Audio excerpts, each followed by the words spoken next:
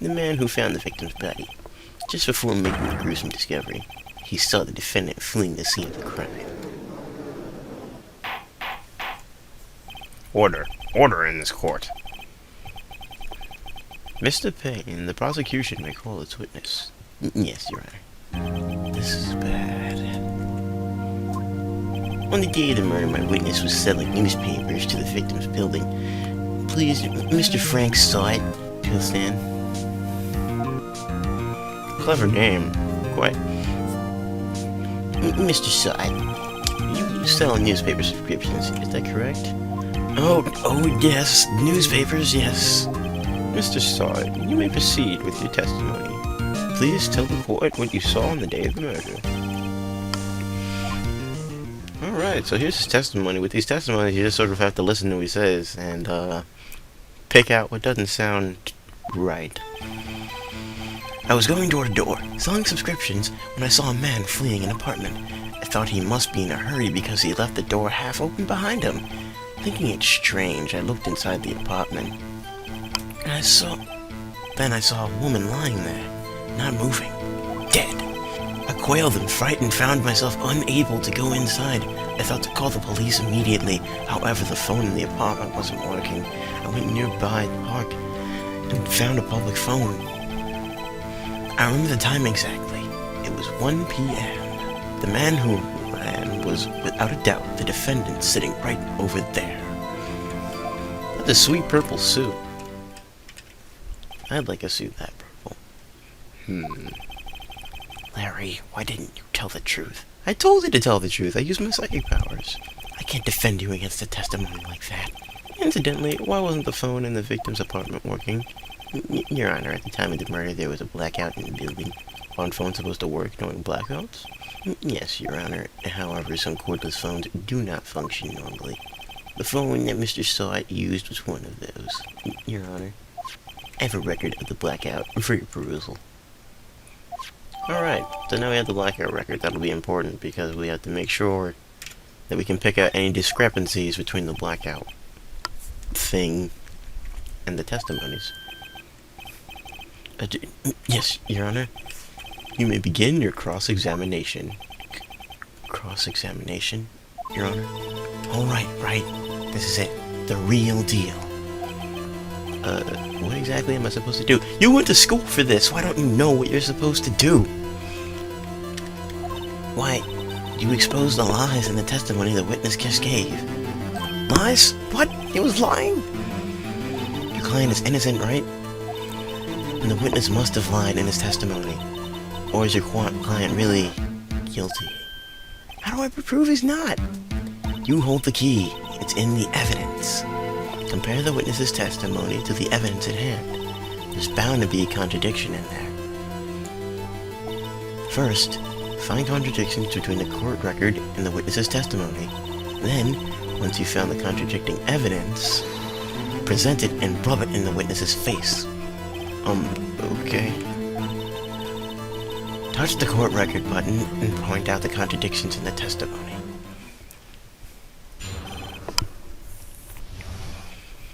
Alright, now here's where things get interesting.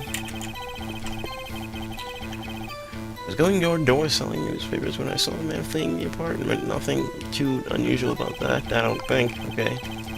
Must have been in a hurry because he left the door half open behind him. Again, you know, nothing. Thinking it's strange, I looked inside the apartment, like, yeah, she was dead. A glove employed. Around myself. Just, you know, not exactly, you couldn't tell if she was lying or not. You just thought to call the police, you know, phone wasn't working. You said it was 1 o'clock. Okay. Now let's see some evidence. Well, the time of day, the time of death was like 4 o'clock.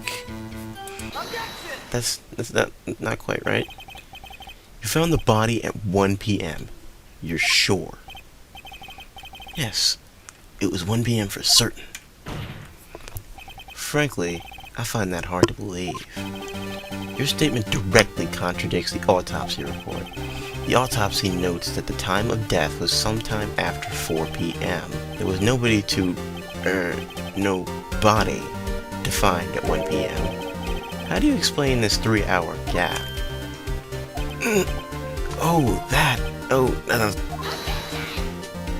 This is trivial. The witness merely forgot the time. After his testimony, I find that hard to believe. Testimony? This guy is a phony.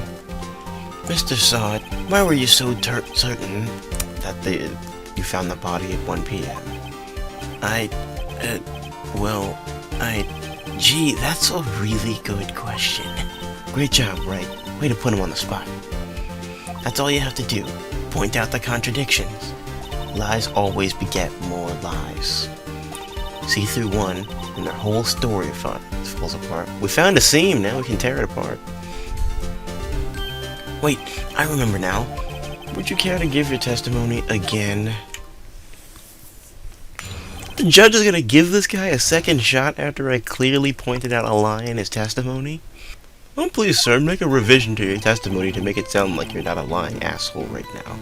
You see, when I found the body, I heard the time. There was a voice saying the time. It was probably coming from the television, but there was a blackout. Oh, but it was 3 hours off, wasn't it? I guess the victim must have been watching a video of a taped program. That's why I thought it was 1 p.m. Terribly sorry about the misunderstanding. But that was on a taped program. I see. You heard a voice saying the time on a taped program. Judge, are you falling for this bullshit right now? You may cross-examine the witness. Right, you know what to do. I've got this one. Hell yeah, I know what to do. Come on now. Although, I should probably at least look at the blackout thing. Voice saying the time. It was probably coming from the television. I don't think so. How about objection, Your Honor? Hold it right there. The prosecution has said there was a blackout at the time of the discovery, and this record proves it. You couldn't have heard a television or a video.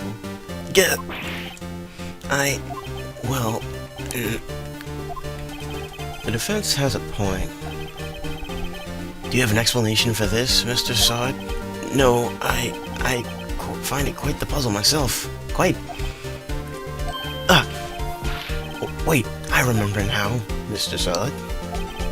The court would prefer to hear an acumen testimony from the very beginning. I'm giving you a third chance, because that's how courts work. These constant corrections are harming your credibility. That, and you seem rather distraught. My apologies, Your Honor. It must have been the shock of finding the body. Very well, Mr. Sod. Let's hear your testimony once more, please. Come on, Judge, don't give this guy another chance. You're just giving me another chance to make him look like a fool. Actually, I didn't hear the time. I saw it. There was a table clock in the apartment, wasn't there? I don't know, was there? Yeah, the murder weapon. The killer used it on the victim hit. That must have been what I saw, but the murder weapon was a statue, sir. You saw a clock. I guess that would explain it. The defense may cross-examine the witness. Gladly.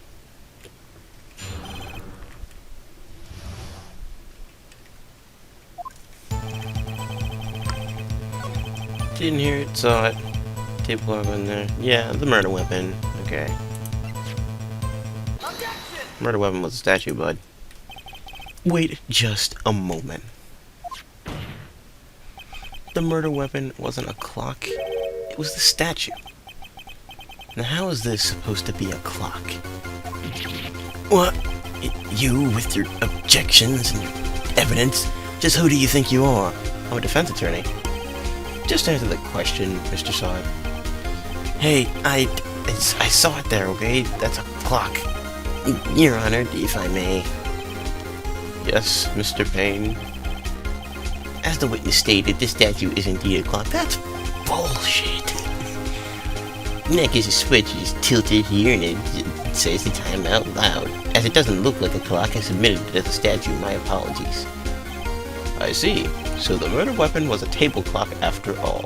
Well, Mr. Wright, it appears that the witness's testimony was correct. This is a clock. Do you have any problems with the testimony now? Well...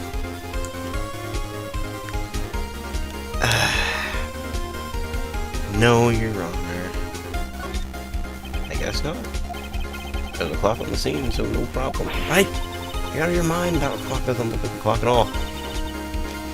The witness couldn't have possibly known it was a clock just by seeing it. He said it himself, never entered the apartment himself. It was in his testimony. Hey, you're right. Oh, thanks, Mia. Yes, I do. The only way he could have known that the clock was a weapon was to hold it in his hand, yet the witness testified they never entered the apartment.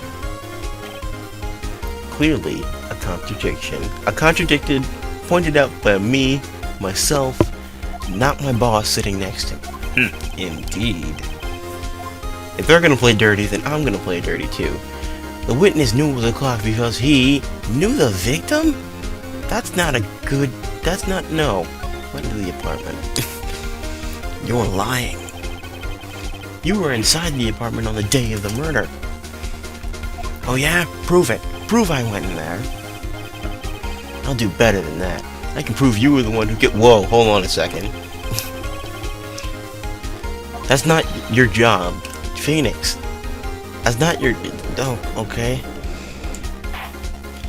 Your job is not to solve the murder. Your job is to prove that Larry Butts is innocent.